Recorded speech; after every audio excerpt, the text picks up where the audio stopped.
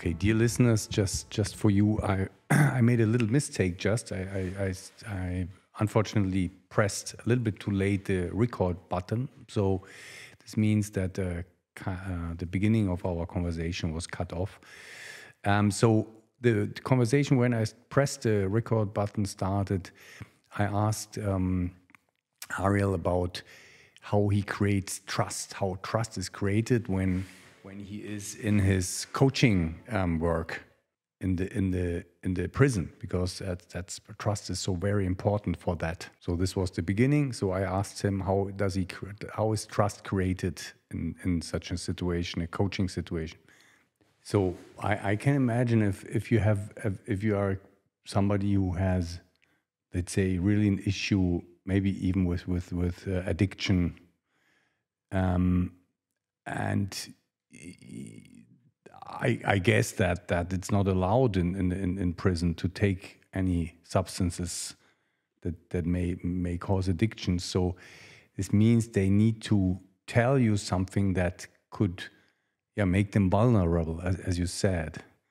And I think about how can you create an environment? Do you have like kind of a privacy space then where they can really talk, or is it all public, or how does it work then? No, well, we live in an open dormitory where there are no walls, essentially. Yeah. So we basically have personal space where we're talking to each other like we're talking on the phone now. Yeah. And nobody's privy to our conversation except those who can overhear it, or those who are recording the conversation. So you and I have a bit of privacy here, if you want to call it that, to the extent that it is. Yeah. And when you engage in conversation with someone, obviously you're not having the conversation at a clip or at a level of you're not conversing at the level so loud where other people can hear it. Yeah. You're speaking at a level that makes it private, and you're moving off into an area where there's not too many people in the earshot. So once again, the privacy comes when people come to you and they seek the help. You know that you want to get them to a space or a place where you add some level of confidence, and you can do that simply being out in the open without there being walls. But you want to make the person feel comfortable that they're not being overheard, that what they're sharing is not going to be used against them, and that they can open up or speak freely as much as they want. You have 1 minute remaining. It's a tough task. It's a tough place to get to in prison. Prison adds a number of other dynamics on top of the addiction that's tough to deal with. So I like to call them nuances. Yeah, nuances. Okay. But you try to work through them. Yeah. Okay, I understand. So it's more like, I would say, I imagine that you talk also a lot on an emotional level, and emotions are always true, and you always can talk about them. Right. Oh man, the emotional level. We always say that you stop growing when you start using drugs. You stop growing emotionally because the drugs cover up your emotions. The only emotion you feel is your desire to use substances. And when you get off of drugs, when you stop using them, the emotions flood back in you, and then you have to deal with those things. You realize that the underlying problem of the drugs was your inability to deal with your emotions or intense feelings that they cause in you. Thank you for using GTL. Hello, Consent. Hi, here we are back. Very good. Yeah, I'm back. Yes. Yeah. I'm back. So, speaking about the nuances of prison. Yeah. But you can work through them if the person who you're attempting to help or the person that is seeking help really wants to. So, and generally people don't seek out people who they don't feel they can confide in. Or if they do seek them out, there's going to be a level of reservation in the things that they divulge. Yeah. Okay. Because finally, to really be to get healed, you need to be absolutely honest, right? Otherwise, there's no way. Absolutely. Yeah. It's absolute. And because you're not lying to the person you're talking to, you're being honest with yourself. Yeah. And you have to resign yourself to the fact that you're going to make this change. And not being honest, then you, as I said, you have a reservation. And the vacillation, the dishonesty, basically, is going to keep you there, take you back, keep you there, take you back. It's going to lead to a relapse. So that's how we say it works. The HOW, the honesty, the open-mindedness, and the willingness. You have to be willing to say, I have a problem that's unmanageable and I'm powerless over it. have to be open-minded enough to be able to accept the new way of thinking that comes with being abstinent from substance use, and you have to be willing to undertake the task. Yeah. Okay. Very good. You know, talking about having private space just reminded me on something. I once visited Istanbul. Have you heard about Istanbul? Yeah. Constantinople. Yes, Constantinople, right. Yeah. It's still in the name. It's still Istan is still constant, and Bul means city, so it's still the city of Constantine, but now in Turkish terms, and Constantinople was the Roman name, yeah. And it's such a fantastic city. It's so, you know, it has this old history, and it's really huge. Hagia Sophia. Yes, Hagia Sophia. Yeah, beautiful. Oh man! But there are also really beautiful mosques. Really beautiful. I can only imagine. Yeah. Wow. Yeah. I can only imagine. I'd love to see it. Yeah, I hope you. That's something you should see once. It's so special. It's such a place. Yeah. Wow. Yeah. And there's the history of the place. Mm-hmm, the history. Yeah. It's incredible, the history. Yeah. And the Hagia Sophia is one of the oldest buildings we have. You know, it's like from I'm not sure, but it's like from the 5th or 6th century. You know, it's 1,500 years old. It's really old. Yeah. Yes. And you know, there is a little story I just want to tell you about the Hagia Sophia. That's so interesting. You know, the Hagia Sophia has this roof, this this round cupola, the dome, yeah. And you know, there is a building in Rome. It's called the Pantheon, and it's even older. It's really from the Roman times, and it's still existing. It's also a dome, and it's a huge dome. And so it was built maybe even 500-600 years before the Hagia Sophia. So really 2,000 years ago. What's the place called? The Pantheon. Pantheon. Yeah. Uh-huh. It was the place where, you know, because the Romans, they were very, very liberal with religions. So they were, all the gods were in one room, you know, all the different type of gods they had, God pictures of God. Yeah. And it was the Pantheon. And it has this dome. And now 500 years or 600, or I'm not sure about the years really, but let's imagine 500-600 years later, they built the Hagia Sophia. And they tried to make the same size of a dome. But they failed because they had forgot already about the technique. So the 500 years later, they had less technology than they had 500 years before. I'm not surprised. Yeah. We think that we are technologically advanced in today's age, but I'd say in a lot of respects that we have actually gone back. We have lost a lot of the technology of the ancients because we still can't figure out how they have done certain things. Yeah. Because we tend to think that we have evolved, you know, and that I think in a lot of respects we are still babies. But and that's a prime example of such. You know, we still don't know how Romans raised certain blocks to certain heights, or as you say, how they made certain cements, or how they built things underwater, how they made things burn on the water. Just a number of things. You know, it's incredible the technology of the ancients. But I think it has a lot to do with, as the ancient tell us, the technology was given to us from not on this world. It was out of this world technology. Yeah. The gods gave us the technology. The gods could have gave it to us. That's law, legend, and myth. No, it's not true. Okay.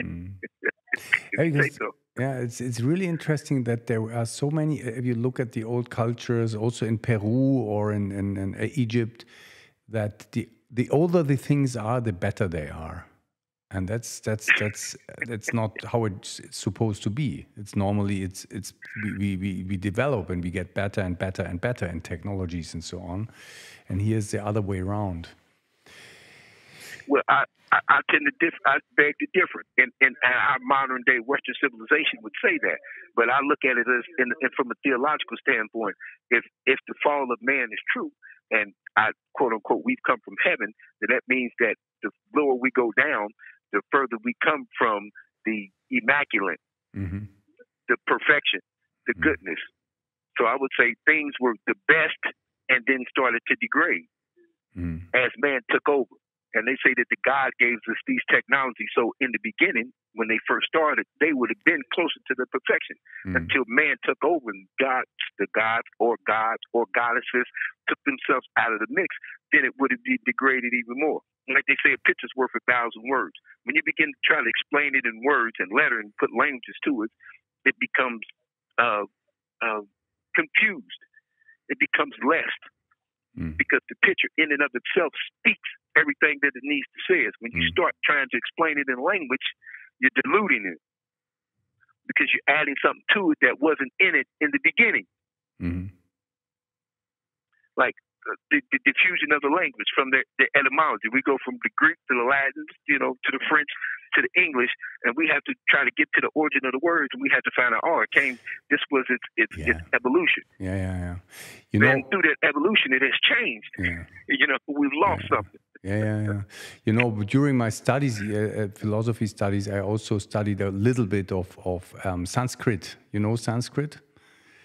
Sanskrit. Sanskrit. Yes, sir. Yeah.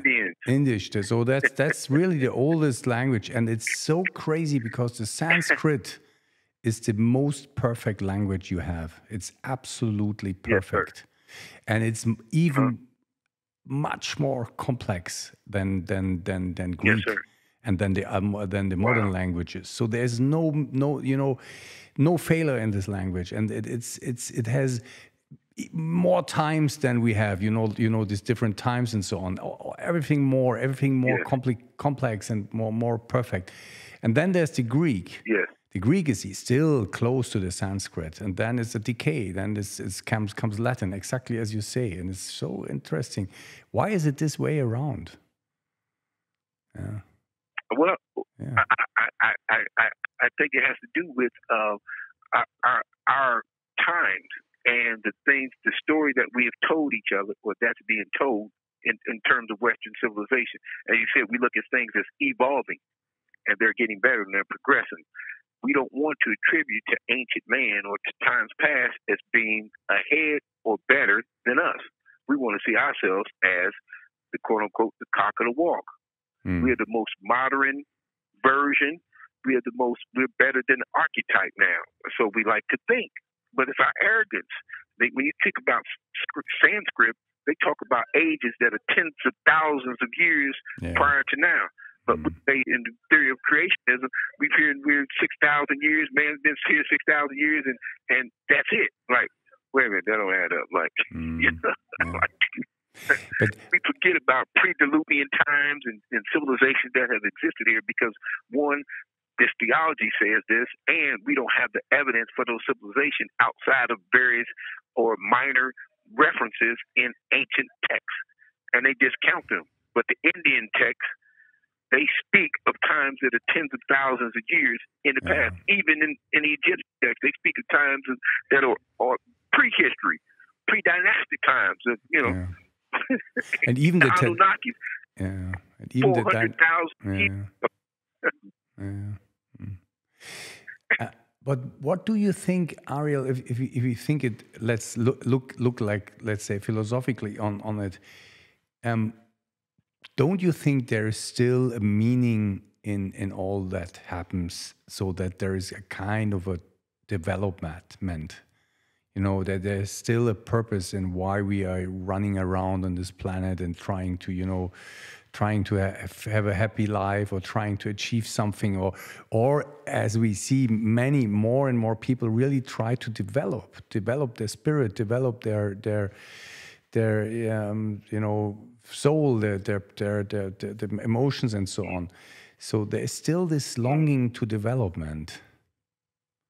Absolutely. Yeah. I think it has to do with the innate essence of who we are. I feel like our whole task here on earth is to spiritually evolve. If man, quote unquote, has fallen, it's our job to pick ourselves back up and get back to our true essence. I always say that. I like to say that there's a book somewhere on this earth or manuscript that can tell us how to get back to our divine grace. 1, 2, 3, circle, square, triangle. There's a book somewhere, and some power, controlling power, doesn't want the layman to have it because it usurps their power and their control over the earth. Do you think there is a book existing that has all the knowledge? I think there is. I think there is. But There's very a book simple. that can tell you and I how to raise ourselves up from our fallen state. Absolutely. To get from our physical human body back to our spiritual self. How to do that. How to go about doing it. I firmly believe it. Because there are vestiges. Yeah. Go ahead. No, tell me first. There are vestiges in various cultures that speak to the various things. Whether it's in Indian culture, whether it's in Chinese culture, whether it's in Egyptian culture, whether it's in Peruvian culture, that speaks to the very aspects. And usually it's amongst the initiated priestly shamanistic cultures that speak about those things, or they have been collated in places like I don't say that, the Vatican. It's in the secret library of the Vatican. They don't want anybody to see it. Because tell me. Man raised to his true self is not controlled. Yeah. He is the God of himself, at least on this planet. And as long as we got God, quote unquote, and somebody believing in God has an opiate, and you can say this thing is God, then everybody will follow after that. Their faith will be in that thing. And if I'm the controller of that God, then that means everybody's faith is going to be in me. Yeah. It's unfortunate. I have now two thoughts on that. Maybe first start with the book, because if I listen to I listen a lot to this wise wisdom keepers from India, and if you listen to them, they often say it's not knowledge. Finally, it's something different you need. So it's something you can't tell in words. It's something that I agree. Yeah, you agree? Okay. I would agree. I'm saying that the book will direct us on the path that will allow us to get back, in the sense that it's not just strictly knowledge. The book will allow us to become aware that there is a thing that is greater than knowledge. And once we get in contact with that, and then we can evolve even higher. I believe that our divine consciousness is not to be spoken. It's not something you can speak in words. You have 1 minute remaining. It has to be felt. It has to be connected into. To each his own, and you have to become aware of that and grow in that essence in and of itself. You can't learn it out of a book, but you can learn that it exists. That's what I'm saying. Okay, I understand now. And there is a second question, but I think the time is running out now. Will you call it once again, or is it that for today? I'll call again. You call again? I'll call again. Unless they call it the child, I'm calling back. Okay, great. Very good. I start with my question, and then we see when we are interrupted. I like these conversations, man. Me too. I can't. I can't. I only see good things going forward, man. It's just, wow. Absolutely. Yeah, Ariel. Thank you for using GTL. So, now that was the second call. So, dear friends, it seems that we won't get another call today. Thank you so much for listening. Thank you so much for supporting us, supporting our channel. For all those who are first listeners, I would be so happy if you can support this case, if you can hit the bell, become a member, subscriber. That helps a lot, so that the channel is growing. Help grow the channel, please. If you wish, you can donate. There is a GoFundMe link. You can donate for Ariel. All the money will go directly to him, to his mother. She is distributing the money to him then. And yeah, so I wish you all the good, and take care.